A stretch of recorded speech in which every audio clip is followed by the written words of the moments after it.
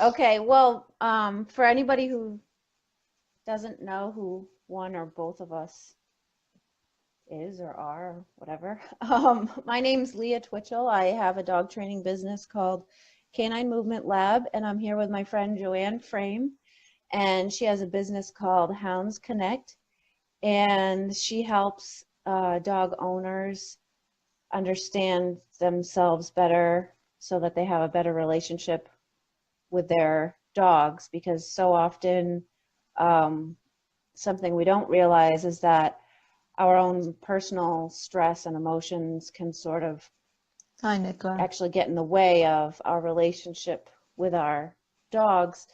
And so by examining that and looking at what those issues might be, we're able to have a clearer channel between ourselves and our dogs and sort of improve our relationships and our training. Did I Well, explain that I correct? think so. Well, if it makes sense, does it make sense to people listening? Anyway, chip in. What I would like to say is anyone that wants to say anything, all the way along, please chip in and we'll try and answer, or we'll try and bring it into the discussion, because that's really what we want, isn't it? This discussion to be about something that's not commonly talked about so much. Joanne and I actually met because we both read Your Dog is Your Mirror by Kevin Behan, and we connected because we just felt so strongly that that really was the case, that your dog does reflect back to you what's going on with your inner emotional landscape. And then we started having these talks. In case anybody doesn't know, Joanne's in the UK right now. I'm in the US. So we've gotten to know each other through Skype and just discussing our relationships with our dogs and observing what goes on when we have stress in our lives and how it affects our dogs. So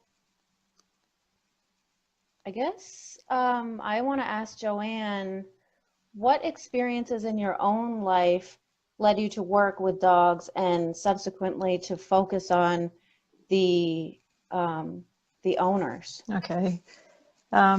Get right into the nitty-gritty straight away. I was a dog lover as a child, but I got back into dogs when I was a mother and working full-time, etc. Had kids and I wanted to get dogs in the family, and I decided to get hounds. I always loved hounds, and I decided I wanted a hound, but instead of just getting one, I bought two puppies that were hounds, and started to try training them, and didn't get very far, didn't have a lot of success. Got a lot of people telling me that hounds were difficult to train, and that was just what they were like, and I convinced myself that it was just a different way of training that was needed. Anyway, so that was a long drawn out thing, and that was about 10 years ago, 11 years ago. And I wanted to be the best dog trainer ever, blah, blah, blah, or dog owner. And in that process, I lost one of the hounds for chasing sheep. He was shot by a farmer. And that devastated me, obviously, but that made me more convinced that I wanted to be the best dog owner ever, and I was going to mend my ways and make everything work. It was still difficult. And at the same time, I was also doing a training in energy therapy. I was working full time, but I wanted to change, and I was working as a complementary therapist. So I was learning all about our energy and our aura and how we're connected without most people, well, not most people, but, you know, mainstream health doesn't talk about being connected energetically in that way. So that was all my background. And I also started to notice the links between my emotions and my dogs. There was one particular time when I was a really nervous driver, and I would be trying to overtake on the motorway, and I wouldn't even move. I'd just be thinking about it. And I started to notice that my Hamilton Stowell that I had left, Jack, would stand in the back of the up in the back of the car and start looking around for all the dangers. And at first I didn't realise what that was about, but then I started to realise it was exactly coincided with that, just as I was thinking about overtaking. So that was a really good example of what I started to see much more often. So I started looking into it, and I came across, as Leah's already said, Kevin Behan's book, Your Dog is Your Mirror. And I was just like, I was in tears half the time reading it because it was resonated so much with me. And one of the quotes out of Kevin's book, which really I've stuck with all the way through, was, once we tell ourselves the truth about what we truly feel, the dog will no longer act it out. Your Dog is Your Mirror, as Leah said, got me, I was already looking in this area, but he sort of confirmed to me that, you know, dog trainers see this all the time, this emotional link. And then also after that, I myself went off with stress, had a bad stress experience where things had built up and got too much for me. So I became to understand firsthand how, if you don't listen to your feelings and stay connected with your feelings, that your feelings will sort of overtake you. So that was my sort of my background into it, sort of mental health issues, etc., quite a few years ago now. And that started my journey of learning about my own feelings, and also linked to the dogs and the emotions. I don't know, I'm wobbling on. You should stop me if I start making too much talk. No, it was great. No, it was great. So you did notice a really direct correlation, like the example that you gave when you were thinking about overtaking, which I think means Yes. crossing on the Yes, highway. yes. Okay. Little language barrier here. So even just having that thought, I'm sure internally your nervous system was sort of getting you ready. However the dog picks up on it, whether it's electromagnetic or it's hormonal and pheromones, and there's a scent, or there's, I don't know, biochemical, I don't know. The dog is picking up on your stress when you're even just thinking about doing something where you have to be on high alert, and then the dog sort of acts that out for you. So I think that was a good example, and there are many more. I guess my question is, when you're working with dog owners today, what are some of the most common issues you see people having with their dogs, in terms of the dog sort of acting out either an unresolved emotion or a high level of stress that's being experienced in the household? And I don't know if you want to name some common problems or give some more examples. Well, probably that one thing I don't do is I don't work with the dog. I don't even meet the dog. And sometimes the clients that come to me, basically their issue is they have a problem with their dog, and that is how they feel about their dog. So it could be a loss, it could be behavioral, it could be making a decision that they have to make about their dog, rehoming, having them put to sleep, something like that. So it's really, they feel bad about their dog, and that's it. I don't really sort of have a good feel. Don't really see enough of the dogs to know exactly what the problems are, because it's what the owner feels about the problem, as opposed to having a sort of judgment comment about the dog. So I can't really answer that very easily. Oh, I see. Yeah. Okay. So it's not really, you're not dealing directly with the dog and the dog's issues. You're dealing with the owner, whatever their emotional issues are, and then how they're feeling about the dog sort of tells you. Does that kind of tell you where to start? I am led by the client. The client will come to me, and I use person-centered counselling, which, if anyone is knowledgeable about the psychotherapy or counselling environment, but it's basically it's a listening service, really, where I provide a space for clients to talk about. Initially, it's about the dog and how they feel about it, and in totally confidential environment, so nobody knows that I'm talking to them. I would never repeat anything I hear. It's just like the standard counselling, confidential experience, and that's really important, because what I need to do is create an environment of trust where people can talk about anything, and because we hide a lot of stuff from ourselves and we don't want to admit things, so we really have to have an environment where they feel safe, and, you know, people can say anything they like to me, and it's not going to shock me. As you know, I've told you what's happened with my dogs, and, you know, and people don't like talking about things like that, you know. So yeah, so they will talk, and very often I don't know why this happens, but people, you know, listening, they're dog lovers and they will understand it. People talking about your dog seems to be able to open you up to emotions and stuff that you don't normally connect with. Something happens. I mean, even when I talk to people about what I do, and I say, "Oh, I'm worried about my dog. Maybe you could help me." And then within minutes, they're talking about a totally different issue. My husband's just and these aren't clients; these are just people that talk to me, which is why I'm sharing it. Oh, my husband just left hospital after having a heart bypass, and I need to help him get back to work. And it comes out from talking about problems with their dog. It's like it's strange. But having said that, I mean, I really think that we lose connection with a lot of our stuff, and the dogs respond to that stuff that we've lost connection with. So that's why it's really useful when we're experiencing a relationship with our dogs to start being more aware of ourselves. I'm just looking at the comments coming up. Yeah, and I'll give a personal Hi, Greg. example Hi, of that. Lindsay. You know, Joe. Sorry, carry on. No, that's okay. And Sammy has a question I want to get to as well, but I was just going to give a personal example. Obviously, Joanne and I speak as friends, but she has offered a great deal of help for me. And as an example, like I talked with her about euthanizing one of my dogs, and then what came up for me was my mom's passing. So these related events, it was like whatever's happening, excuse me, with the dog, like we project into the dog experience, but it can often be about something totally different that it's obviously related. There's some commonality there.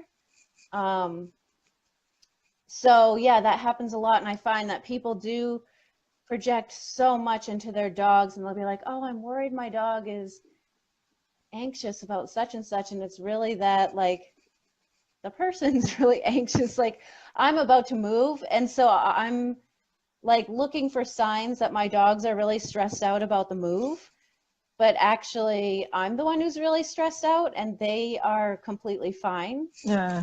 But I kind of want like an excuse to express that anxiety and have somebody else to take care of, because I kind of don't want to look at myself. So like I'd rather take care of my dogs having a problem than to like admit that I'm actually having a problem. So I think that's kind of a common thing that we do with our dogs. And then Sammy's question was, what is the first piece of advice you give to dog owners for them to get back in touch with their feelings? So if somebody's sort of dissociated or not aware that they're maybe projecting their own feelings or emotions into their dog, Yeah. how would you go about helping them?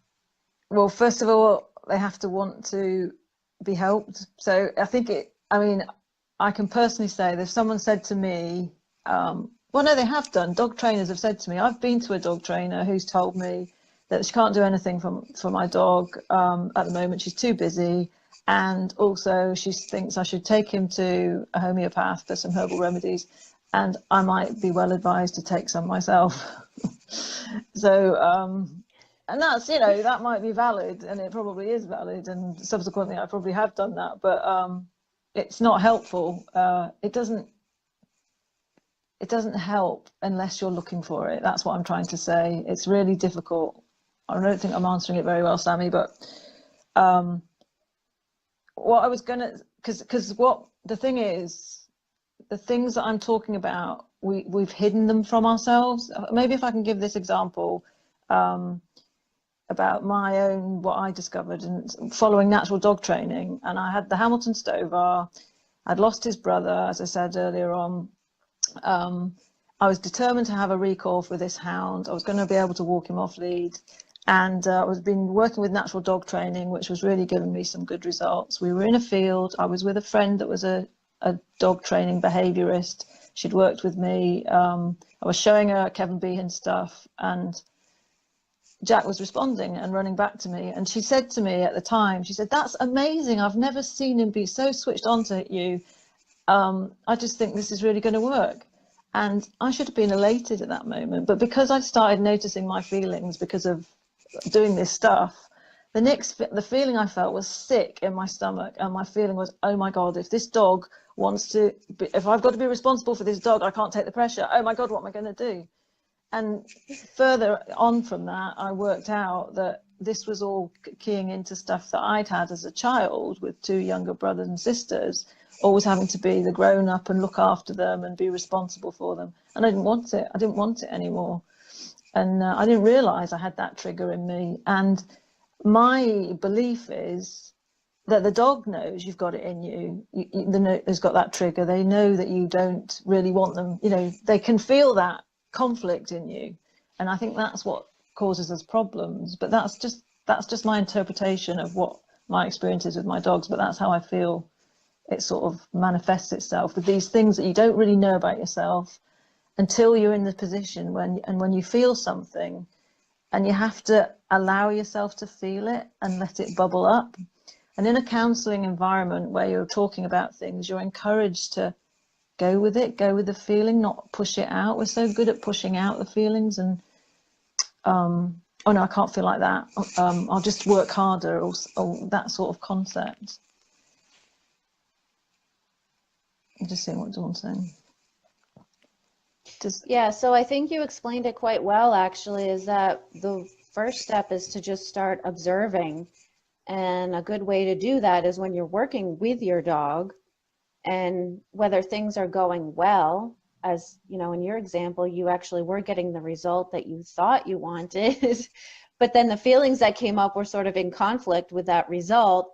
But you just observed those feelings and you were able to reflect on what that really meant for you, and you made a very deep connection to your past, which I think is, as I understand, that's kind of how your process is with when you're listening to your clients and sort of just helping them explore those observations. Is that correct? Yeah, well, because what happens is humans are very good at putting stuff in our subconscious. I don't know if you call it subconscious or unconscious, subconscious. So, and that's really efficient because we don't want to have to consciously work out how to breathe and how to digest our food and how to walk down the street.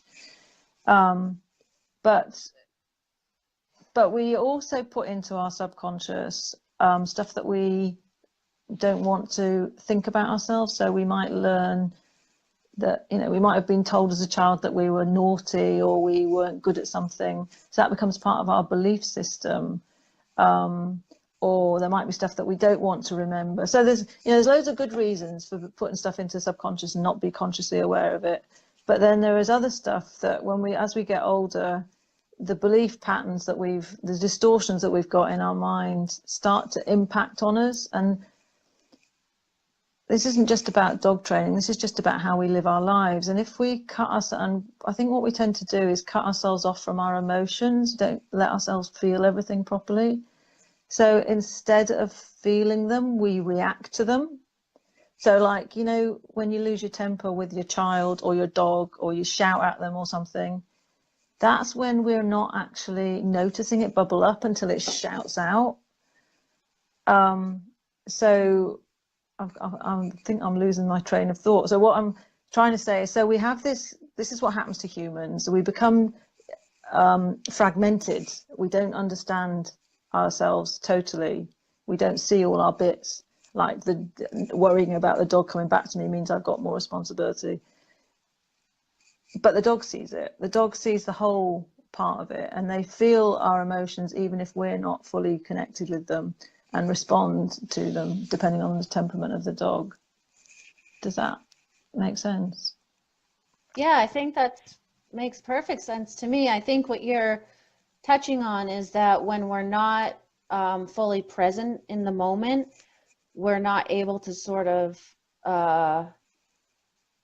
channel our energy in the sort of most efficient or best, or in order to create flow. Instead, what's happening is we're trying to push feelings down, and then all of a sudden the intensity level gets too high because we're not processing those emotions.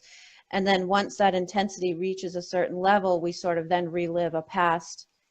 I mean, this is my interpretation, my personal interpretation, that we just sort of we relive a past experience instead of staying in the present moment. So when we lose our temper, we're not really reacting. We may or may not be reacting to what's actually happening in that moment. Yeah, it's a trigger. We may be reliving. It's a trigger for unresolved emotions that So I mean, that's how I interpret what you just said. Does that make sense? Does it make sense to people listening?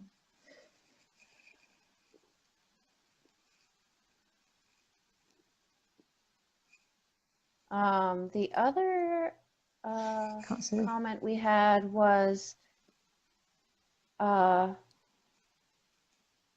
opening up with dogs around is very understandable because they don't disapprove or look down on us. And I think that's a good springboard maybe for why is it the dog? Like, I don't feel that my cat necessarily picks up on, I mean, she does to a certain extent, but she's much less, she's not knocked off balance so easily by my emotional flares, so to speak. Whereas the dogs are just super sensitive to any change, not even just to me, but even in the household. Like if my roommate is having a heated conversation on the phone or something like that, you know, the dogs will start they'll be on edge, whereas the cat doesn't really care. So dogs seem to have this special ability to pick up on these emotions, to sort of channel them. They kind of sometimes I think store our emotions for us and then act them out. So they become a channel to express, you know, those unconscious or subconscious things we don't want to look at or deal with. Or I mean, they feel has that it. been your experience? I think they definitely feel it. I mean, I really, and it's important because, well, it's important for humans anyway to try and be more self-aware, but it's important when you're trying to train your dog or do stuff with your dog and you feel, and you're maybe following a process or you know, some guidance, but if you're not thinking about what you're feeling, you're totally sabotaging what you could be doing with the dog, if you see what I mean, because you might be thinking, I've got to do this, as I was, because otherwise, you know, life will not be worth living. I won't be able to walk my dog off the lead.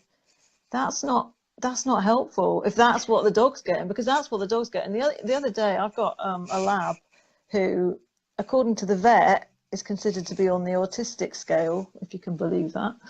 I think it's probably just my fault, but anyway, I was doing some loose lead walking with him the other day, and I was like, you know, we're doing all right, and then I was thinking he was all getting a bit stressed, and then I thought about myself, how was I feeling, and I just let out this breath, and he shook himself immediately at the same time. It was almost like I'd given him position. Oh my God, thank God you've got rid of all of that. Now I can get rid of it as well. And so it's like, it's really important, you know, when we're working with our dogs, for us to appreciate that. And I guess good dog trainers already are you know, they know that. I mean, they say it's important how you feel, but if we're the sort of person that's gone, oh, I don't like that, I don't like that, I'm not going to feel that, then we lose touch of that, and so we can't feel as well with the dogs, and we can't have the same communication with the dogs. Right. So the more self-aware we are, and the more we can sort of check in with ourselves, what's going on internally, you know, maybe in that moment, I think we shouldn't, or go ahead. I think the first step that I don't think it's easy work, right? I don't think it's easy work. If you're someone that struggles with dog training and you want to do better, I don't think it's easy work, but you need to. It's helpful if you can notice the feelings. And quite often, you know, like you're stressed out, like say walking along the road and your dog keeps lunging and you're trying to do loose lead walking, and what you might be thinking is, oh my God, I wish you wouldn't do that. I don't want to pull him on the neck. Oh God, what, this is so awful. It's never going to work, right? Okay, so that's probably quite a common feeling for people to have. that isn't going to work. And so, you know, experienced dog trainers will say, well, don't do it anywhere near the shops or anything like that where it's not ready for all of that, whatever type of dog trainer. But you'll be having this, oh, but I want to have, you know, my dog free and I want my dog to be with me. I mean, I'm laughing at myself here. I'm not parroting anyone else. And those are all our emotional needs and these things that we're hanging on to. So the point about, so the first thing is to notice how we feel and be able to notice it properly. I had another experience a few years ago, and I was really, it's not to do with dogs, but I was upset because a decorator had knocked a swallow's nest down from the house. And a few months later, and I just was a bit upset about it, but he'd said, oh, I've done you a favour, and I didn't say anything. Anyway, a few months later, the swallows came back and they were squawking around outside. And I was like, oh my God, the nest has gone. I feel so awful. And I never told the painter and decorator what I thought of him. And I never told him off. And I was like all this, telling myself how wrong I was. And then I thought, well, hang on a minute, Joanne, listen to how you feel. What's going on? Let yourself, you know, do what you tell other people to do. And I was like going, and then I could feel this whole wave of awfulness. And it was all about breaking up the family home, getting a divorce. What about the kids?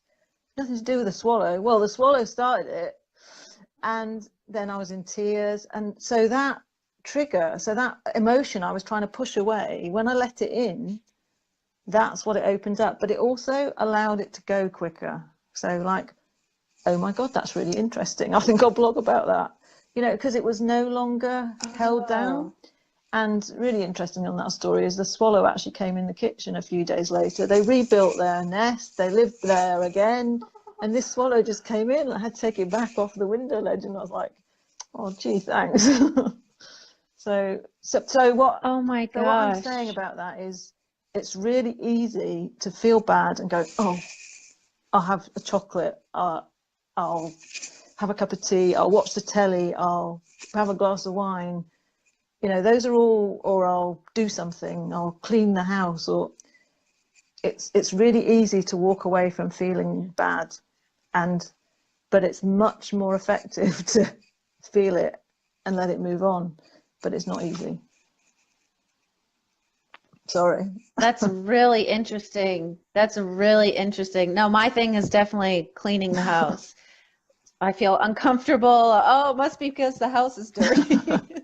But what you're saying is, and it was so poignant what you just said about the swallows, and it was really about your own household and family being broken up, and it was like a direct correlation. But I think what you're saying is, when we start having those uncomfortable feelings, if we can just sort of be with those feelings, even just give them a small opening, they'll start to move and almost resolve themselves if we just stop pushing them away. I do believe that, but I also think we've got a lot of reasons to keep them put down. So that's why, you know, sometimes it's good to have help, you know, to be held safely to be able to do that. But certainly if you start to notice when you're with your dog how you feel, particularly if you're not happy with the relationship, just notice how you feel and what that brings up for you, and if you've ever felt like that before, or, you know, just what. But it's this concept of not pushing it away, which I can't even explain how to do it. You sort of have to feel it yourself, but not to be scared of feeling bad. And it's not easy, and this stuff isn't easy because you're asking yourself to look at stuff that you've put away because you wanted to keep it out of the way. Sorry, this is maybe getting a bit deep for people that are listening. I don't know. No. I mean, it's right up my alley. I was just going to say, you know, sometimes for good reason, sometimes we're not ready to look at that stuff. So we're just not asking people to start unpacking their whole emotional history in one go, but maybe like a little bit at a time. Just, I think what happens is we start having a feeling that makes us uncomfortable, and we're afraid if we actually stop and experience it or are open to it, that like it's going to open some sort of floodgate and then it just won't ever end. Yes, yes, I know absolutely. that's how I have felt at times. Yeah, like if you let this one little feeling in, that like, oh, what if Yeah, then all the yeah, feelings yeah, come yeah. in, I mean, Joe, and it just doesn't Joe's stop. put a comment there. Push through is where we learn. I think you're right. I think you're right, Joe. But it's how it's when you're ready, and what, you know, you've got to do little bits at a time. But it is also to be aware of how our dogs are twigged into it. Little steps, absolutely, Bethan. So do you want to talk about the specific process? I mean, I know you did a little bit about when somebody calls you and they're saying, "Hey, I'm having this problem with my dog. My dog, I don't know, an example, my dog won't come to me when called, or my dog pulls on a lead. I can't walk her down the street anymore." What, how do you start with that? Well, it's mostly about empathizing with the client first off. Is really, you know, that must be really difficult. That's hard. And just inviting a space, like not necessarily saying anything and waiting and listening, and for the client to sort of follow through on what actually they talk about. And what tends to happen is people just start talking, open up. If you can give them the space and make them know that they can be heard and there's not going to be any judgment. I mean, that's another thing about the dog training industry or dog industry. Thank you, Nicola. Dog training industry is, this is going to sound argumentative. I find it very judgmental, right? Now, that's partly a reflection of how I am. I am a very judgmental person and learning how to be better, very critical. But, you know, everybody's always arguing on the right way to do things with dogs. What's the right training method? So that's a pressure in itself for people. And so I think people are worried that if I shouted at my dog, or I use this method, or I do this, or I let him sleep on the bed, or all of these things that you're told that you can't do or you can do, or I would never shout at your dog. People say you would never shout at your dog. You mustn't do that. Well, you shouldn't shout at your kids either, but hands up how many people have actually can say they've never done it. It's those sort of things, I think it may, and maybe, you know, as the sort of person that I am, I want to be the best possible. I don't want to be awful. I want to, you know, treat everybody kindly and everything. So I'm my own worst critic. Anyway, so I find it very judgmental. So I think that environment of having a space where you can talk openly about how you feel about your dog helps people, and they respond to it very well, because it isn't a judge, you know. And also, when you're walking down the street with your dog and whatever its behavior is, that's a direct, everybody's looking at you, or you can go, oh my God, everybody thinks I can't walk my dog, or I'm a terrible owner and I must be horrible. You know, what are you laughing at? Right. Yeah, no, just you know, I have that same feeling. Like if my dog Oh doesn't yeah, Katrina. act a certain way, or doesn't stay in line, or maybe is, you know, two of my dogs are rescues and they're reactive to other dogs, and I just feel like there's this judgment on me, like, why would you have a dog like that, you know? And why haven't you fixed that Yeah, why dog haven't you yet? fixed that Or dog? what are you, yeah, what are you doing wrong? Why haven't you resolve this dog, you know, her issues 100%? You're a dog trainer, like, fix this Yeah, dog. It's yeah, like, well, this is a huge task. And also, I think you brought up a good point with the whole mentality of dog training is often it's like, this is the way you do it. This is how your dog should be. If you do everything the way you're supposed to, then the dog will do everything you want them to. And that just isn't always the case. And a lot of times I think we actually get hung up on projecting the way things should be. And my dog should be able to do this by now. And we should be able to go to the dog park and we should be able to walk down the street like in a certain way, in a certain manner without having any issues. And it's like, 'cause sometimes it's just a denial of reality. Like, this dog has a lot of issues. I need to look at my own issues, and maybe one day, yeah, maybe we'll achieve that. Maybe we won't. Maybe we can just be happy with where we are right now. And that's a really good point about the reality, because I think when I'm saying we hide bits of ourselves off, we're actually looking through a different mirror than on the reality of things. So we've cut bits of ourselves off. We're not looking at them. We keep them out of the way. But our dog makes us face the whole reality of that it can't walk calmly on the lead because, you know, it's stressed out by whatever. I mean, I have looked at that quite a lot just recently, and I'm a bit horrified to find how I feel about meeting people on the street and talking to them. And I'm thinking, you know, someone I don't know very well, and I start garbling and I don't talk very well. And then I notice how anxious I feel about it. Well, gee, if that's what I'm projecting around this way, no wonder the dogs are being like that. So I think it may actually be about the dogs are forcing us to face the reality as opposed to our nice little world that we'd like to pretend that we're living in. I don't know if that makes any sense to people. I mean, it does to me. I think it really just puts it right out in the open. Like, your dog is acting a certain way, there's a reason, you know, and your feelings about the way they're acting are, you know, clues to what's going on with your own emotional. There was one time when I was a few years ago, and I was staying at a friend's. I was visiting her, and I was about to leave, and she had this toy poodle, and we were talking. We were about to leave, we go to the front door, and it was yapping its head off. And she said, well, what do I do about that then? What am I supposed to do about that? And I said, well, I don't know, but how are you feeling? And she said, oh, I'm really looking forward to seeing you again. I don't know when you're coming back. And I'm wondering, all right. Well, I said, well, how about you play with it? She's a counsellor, right? And I said, how about you work with that feeling? Oh, yeah, I will see you soon. The dog shut up. The dog stopped barking.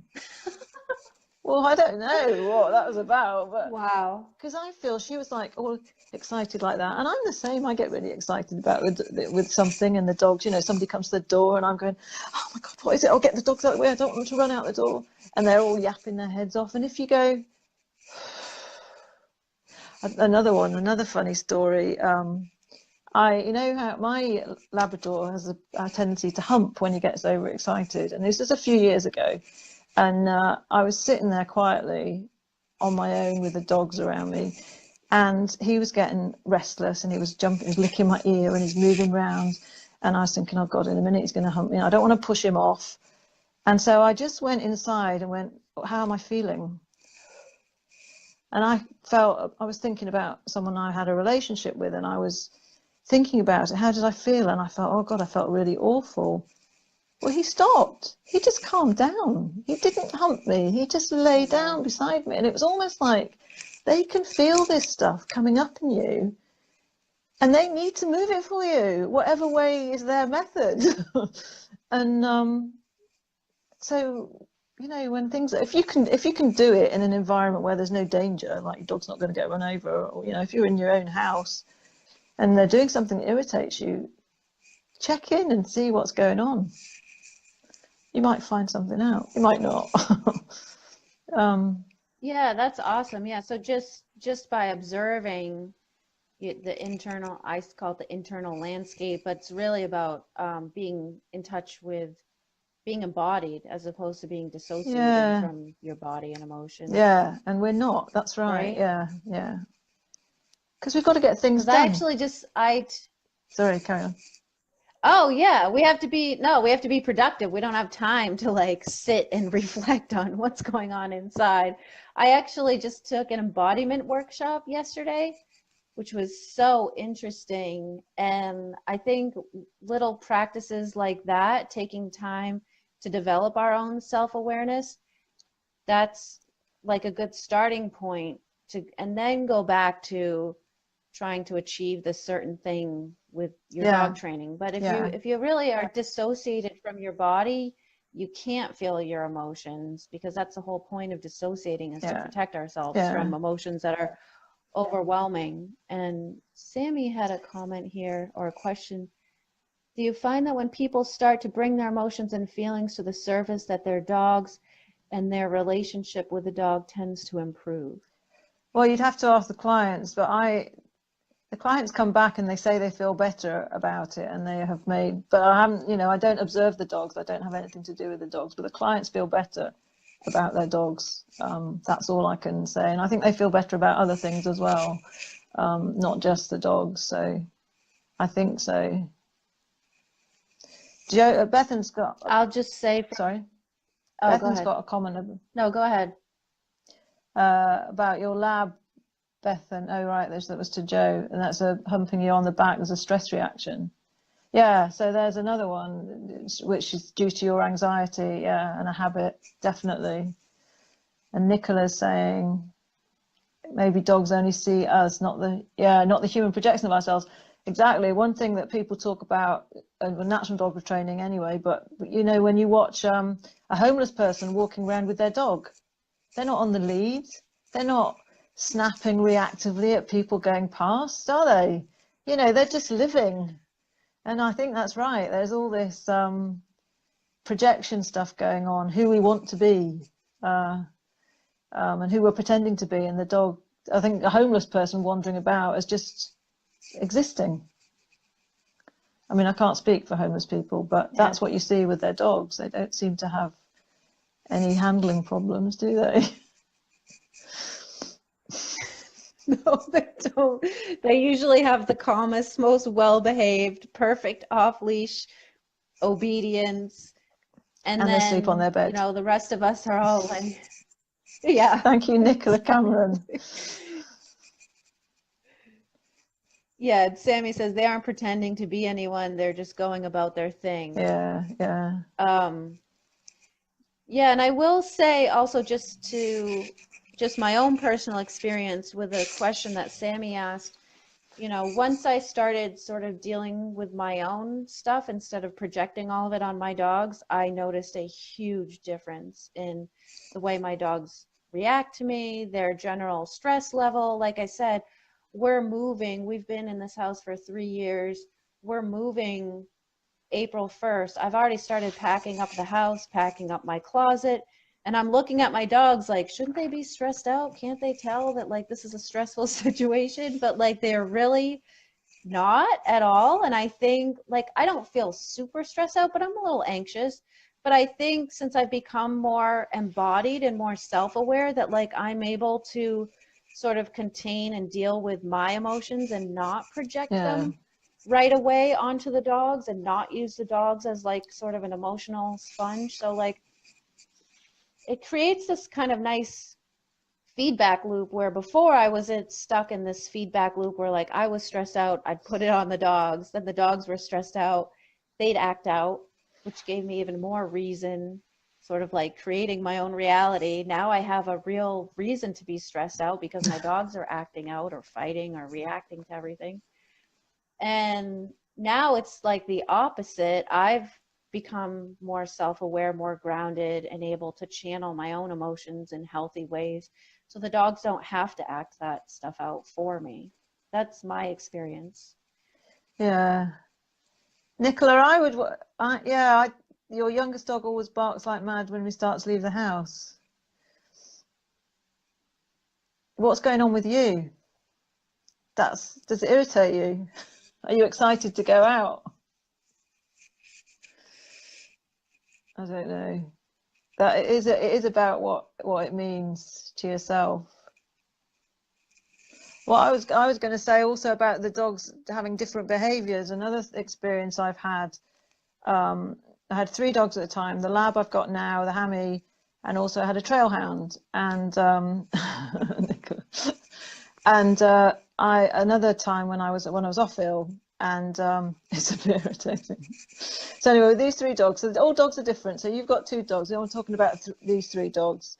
So sitting in the conservatory, these three dogs all lying around, and at the time I was, you know, keeping to myself. I'd been off with stress, and I'd just be sitting, and then maybe tears would come up and I'd start crying. And the three dogs, the lab would be like, come over and start licking me. The hammy, great big 35-kilo dog, would sit in my lap, but slowly just sit there. The trail hound, every single time, would leave the room. As soon as it felt the emotion coming up, he was off. It was just bizarre. I mean, they had different behaviors, and I wasn't even moving. I was just like, tears coming down. It's right, weird, really weird. So each dog reacted yeah, differently. to the energy of the.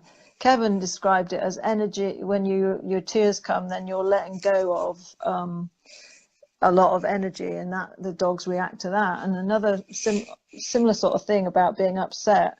I was down in the field with my Hamilton, who never gets let off the lead apart from in the field. And when he's off the lead, he was off sniffing and, you know, looking for mice and stuff.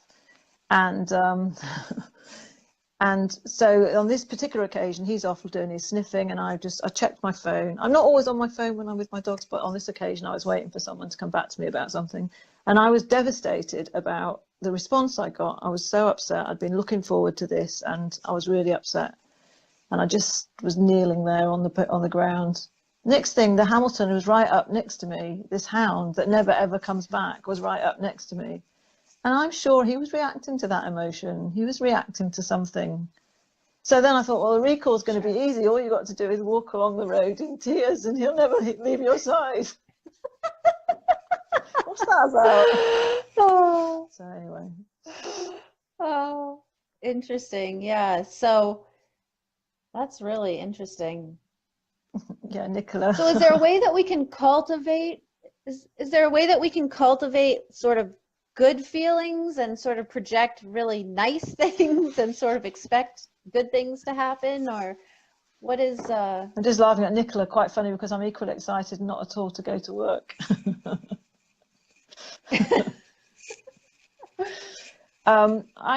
I think it's about letting go of the stuff that we're holding on to. I don't think it's about making ourselves think good thoughts, although that helps.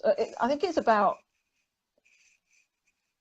there is an element of wanting to feel the good thoughts and not look for the bad. But I do think there's a lot about letting go of things, letting go of our beliefs. So if you build positive thoughts on top of flaky foundations, then I don't think you're doing yourself any favors. I think there is a lot about letting go of stuff.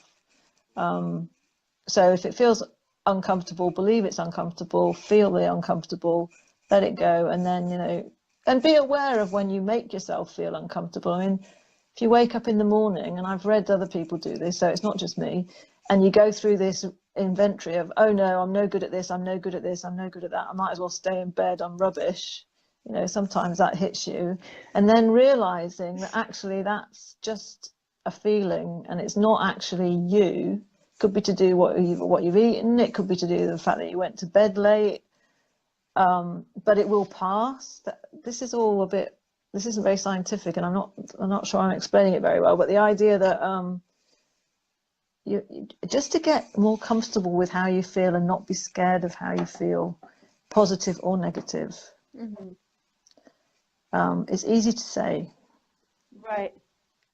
I get what you're saying. You're saying don't, because there is this whole movement, there has been for a long time, I think, of like the power of positive thinking. And what you're saying is you can't just layer the positive thinking on top of what's actually going, the reality of how you're actually I don't feeling. think you can. I think you need to connect all your bits together. That's what holy really means, wholeness. So all the bits that have come dismantled from how you were brought up, or maybe from your genetics, or, you know, past traumas in your ancestry, things that happened to you when you were a kid, all of those things, you break bits off of you and you want to hide them away. And it's about bringing them all back so you can be your authentic self. That's really, and I think when you're your authentic self, then the dogs can follow you. Oh, that reminded me of an example I had actually talked to you about on Skype one time. sort of this along this theme of just being authentic. Like it's not necessarily about always being positive and happy, but just being true to who you are in that moment. And it also relates to this idea of that like we should never shout at our dogs. And like so I try to follow that, and I try to also always be calm and be a certain way, the way I think I should be. And what I'm doing in the process is just sort of stuffing feelings and not being true to the reality of the situation and the reality of what I'm feeling in the moment. And so I kind of like go along. And then all of a sudden I couldn't take it anymore. My dogs were just irritating me. And I just like from this real authentic place, I just told them to cut it out. And it was like, I remember you saying that. okay, they listened to me. Finally, it was just so clear. I was just so fed up, and it wasn't a big thing. I did raise my voice, but it was like this very authentic, like, I'm angry right now and I need you to stop that. And it was like there was no conflict, there was no issue. I had clearly communicated exactly the way that I was feeling, and I was being 100% authentic in the moment, and they were like, okay, cool. I think that is the key. It's about you're congruent. What you're thinking and what you're showing all makes sense. You're not saying one thing and thinking another, because the dogs can sense it. I think that is really valid. Yeah, what you're saying. What have we got? I think there was a question from Sammy earlier on, wasn't there, about rescue dogs? Oh, yeah. She wants to know, oftentimes rescue dogs come with past trauma and behavioral issues, even with a new owner. So do you find that it's a good opportunity for us to have no expectations and just go with the flow? Like you're saying, let it go. Yeah, well, I mean, I've got a philosophy that, which I think probably other people share, that whatever dog you've got is with you for a reason. If you consider all the energy of the universe as energy and like attracting like, etc., then whatever problems you get with your dog are something to show you. Even if you don't believe that, we get growth in our problems. So, if you've got a problem with your dog, then it's showing you something about yourself. That's my sort of feeling about it. So you're saying even oh, sorry, I didn't mean to cut you off. You're saying even with a rescue dog that like you didn't necessarily create those issues in the dog, they kind of came with that emotional baggage. There's some resonance there between the human and the dog. Yes, I think there's either resonance or it's there to teach the two of you something, the dog and the owner. It doesn't really, I suppose you can get in a muddle of saying, have you gone, Leah? You've gone frozen. You can get in a muddle of saying, oh, it happened. I know you've just frozen video. Depending on what your belief is, that it's happening for a reason. But even because when bad things happen, we learn from them. Bad things is where we get our growth from. So if you've got a problem dog, a rescue, and it's got issues, then it's there for you to work through, because that's your tough stuff. Even with a new owner, you find it's a great, what's the rest of it? Yeah, well, the owner's got to, whatever way they've got their dog, is that it's their stuff to work through. I don't think it's necessarily created by the owner. I mean, but I do suffer from thinking it's all my fault, any of my dog's behaviour, but I don't think that's actually accurate. I think it's much more about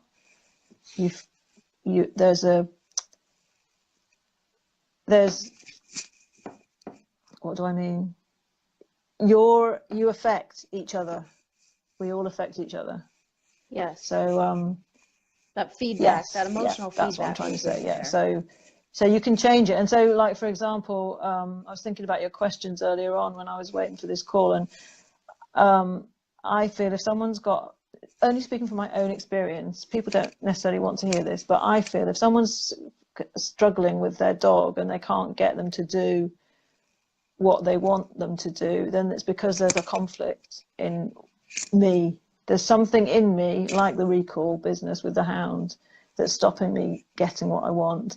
like the training with my lab because I might not be trying as hard as I could be because I'm scared of failing. So it's better to just not bother trying. It's, oh, it's difficult, he's difficult, you know. So I think there, because you can have, what is it? There is something in NLP, they say there's no unresponsive clients. There's a, oh, I can't remember what it is. It's about communication. The communication is the meaning of the communication is the result that you got. It's not what you meant it to be, it's the result that you got.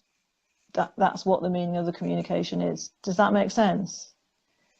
So if you didn't like the result you got, you have to change how you're communicating. And so if you can't change how you're communicating, you won't change your results.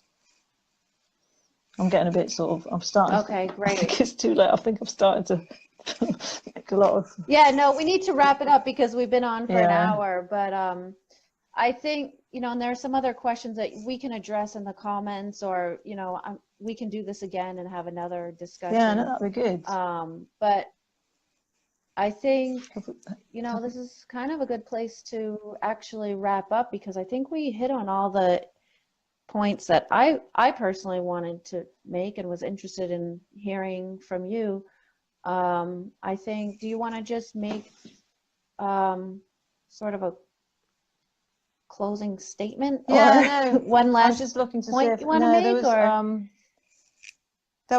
we had got something in there about doing things with your dogs, but it's maybe not appropriate now, is it? About we were going to talk about fun things. Oh, I put at the end, what are some fun things we can do with our dogs to help them with their stress and unresolved emotions? And I said that over to you. Yeah, I think that's I mean, I could go on for hours about that. So I think we might need to break that out in a different session, because there are specific things. There was a question about how do we help dogs with trauma, and there, you know, there's a laundry list of We've come back. things that we could. Yeah, we'll have to come back and address how to actually work with the dogs. Joanne's specialty is, you know, holding space and creating this. Yeah, and creating this opening for the human to start becoming self-aware, which I would say is actually the first step in then turning around and helping the dog. So I think it makes sense what we talked about, and it's kind of a good springboard for the next talk about actually doing some work with the dogs if we want to have another conversation. Yeah. Well, thank you. What do you think? Another talk. If anyone wants to put comments in and say what they'd like to hear more of as well, it would be great. And we'll share this video out as well for people that weren't able to watch it. Dawn, I don't think, ever got to hear from us, so she'll be able to watch it. And be interested to hear, you know, any more thoughts you have on it after you've talked to your dogs, etc. I'm hungry for more of Joanne and Leah. How nice, Jo. I thought you were going to say you were hungry and you were going off for your tea. Thank you, guys. I really appreciate everyone. Oh, thank you, everyone. Yeah, it's been great. I really appreciate everyone hanging in there and for your comments. It's been lovely. Thank you very much. And thank you very much, Leah, for getting me out. Oh, yeah. Thank you, Joanne. This was so, you know, enlightening. Thank you, Bethan. All of our conversations have been. It's just now we're having them in public instead of our own personal sessions. So, all right. So I think we're going to wrap it up, and we'll respond to any comments that we didn't get to online afterwards. We'll also be posting this video, you know, on Joanne's page, Hounds Connect. So if you haven't liked her page, you can look for Hounds Connect, like the page, get notifications, and make sure to join our next event. And the same for yours. What's your Canine Core Method? Thank you, everyone. Thank you very much, Leah. Oh, Canine Core Method. Yeah, that's Leah's. Yeah, thanks. All right, take care. Bye then.